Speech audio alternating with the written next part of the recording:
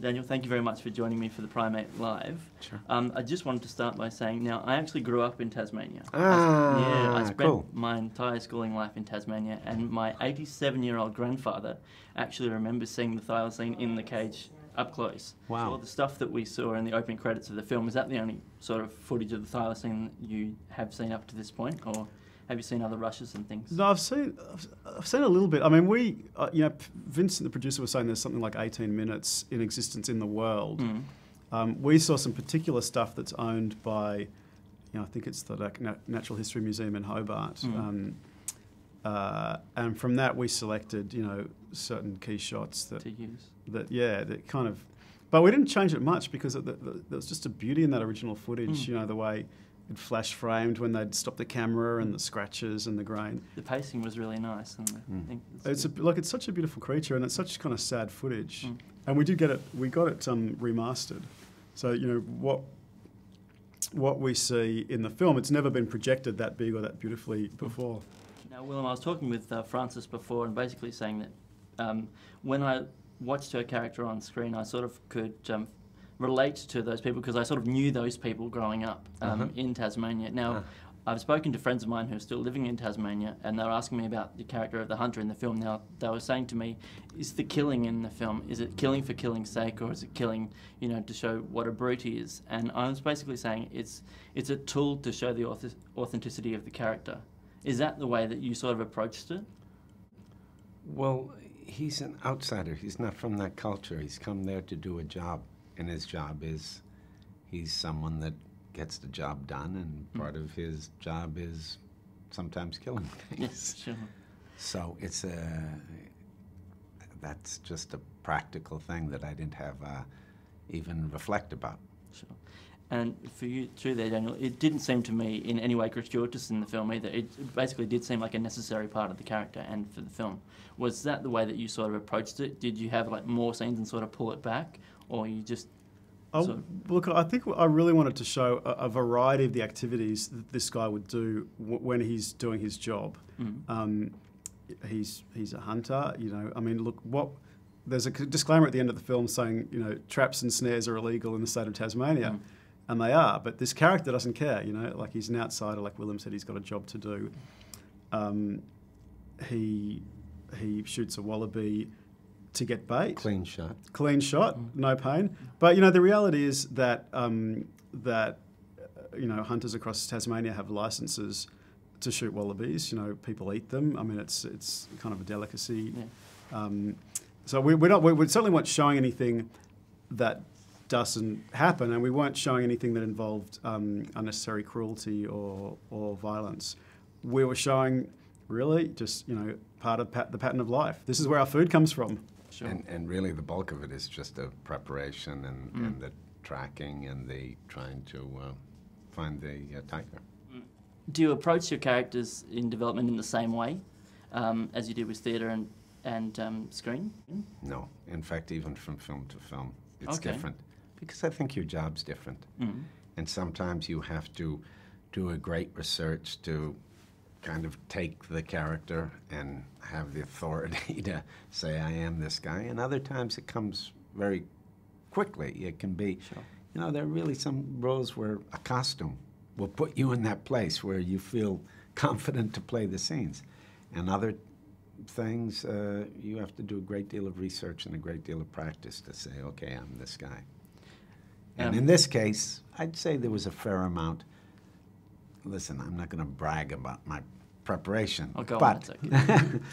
But, well, it was fun, I had to learn how to do some of the things that you see me do in the film.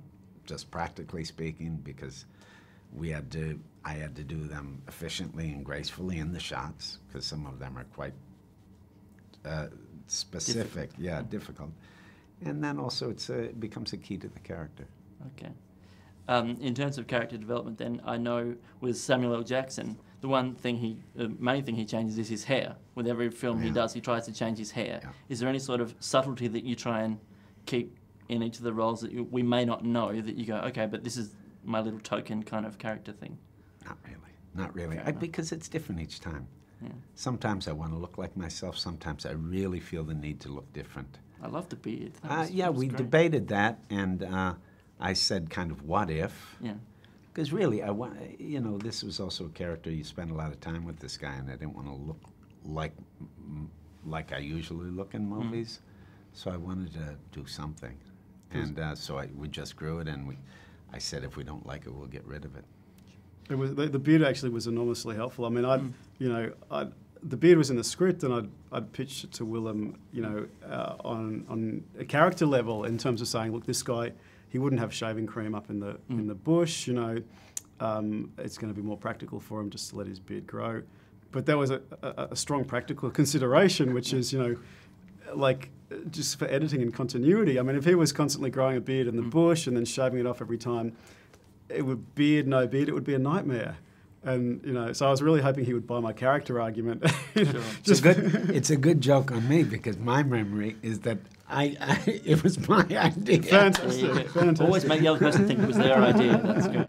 Just speaking of television, though, Daniel, what was the biggest learning curve that you had coming from so much TV work that you've done into making a feature? One thing you learned? Look, I was reflecting on the fact that, I was kind of very aware of the amount of experience I have in television, and not wanting to kind of fall back on some of the techniques and shortcuts you use just to get through the volume of stuff you do when you're making television.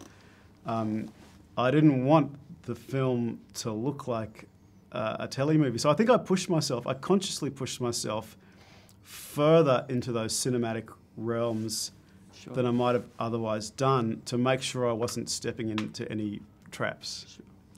And I know that you collaborated in part in making the film. Willem, what was the biggest bit of advice that you gave Daniel, you think, in the making of the movie? I don't give him advice. I just, it's just problem solving. And also, I was conscious of what he just talked about. Yeah. And his experience and his significant, career in television. Sure. Of course, you're going to learn certain habits, and I think he invited me, and I think sometimes I would tease him about it, particularly in how we covered things. Right. Because I think it's the most natural thing in the world, is you want to give your editor lots to work with. But at the same time, on many occasions, I've been fortunate to work with kind of crazy directors that do 10-minute takes and that sort of thing, and I find them enormously satisfying. So sometimes I would really try to encourage not covering things. Fair enough. And there was always a balance. Is that fair to say? Yeah, absolutely. Absolutely. And sometimes that's wise, and sometimes,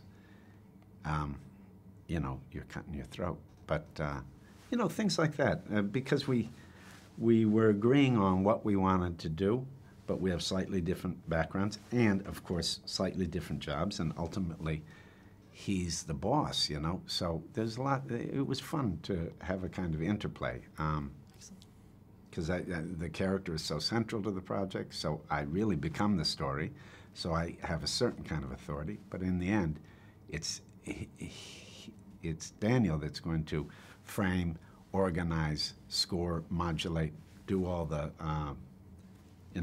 making from the material we create. Excellent.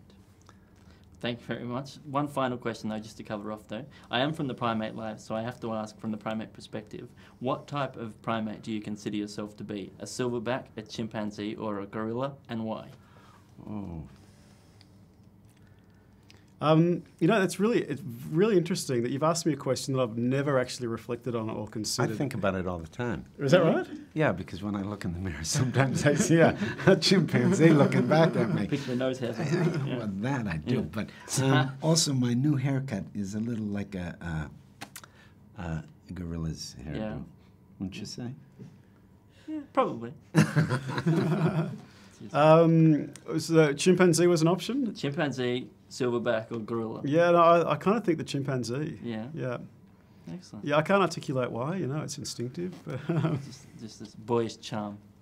Maybe, I see those guys in the zoo and I feel a certain amount of, familiarity and identification. Cheers. Well, thank you very much for your time, guys.